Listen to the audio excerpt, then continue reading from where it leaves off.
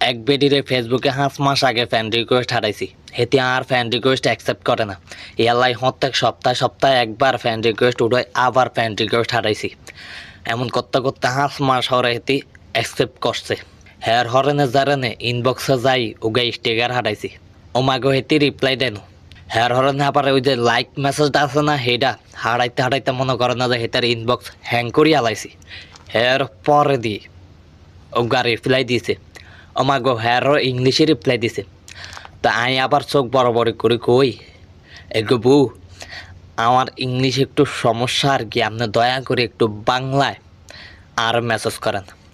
আল্লাহর রহমতে হেতিয়াগা স্টিকার আর আছে এরকম করি, এরকম একটা স্টিকার আছে না, হেগিয়া হারাই দিয়ে হেতিয়া আরও বলক করে দিছে। এত যুদ্ধ করি, এত কষ্ট করি, হেতিরে মনে করে না যে আয়ত্তে আনলাম, লাস্টে ইংলিশের কাছে আইডা গেলাম, বুঝলেনি।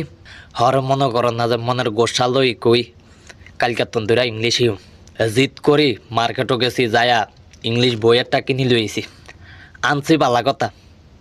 এই বই তো আমি হরতারি না, আইন না কিলা বইল টেয়ারাই লস না।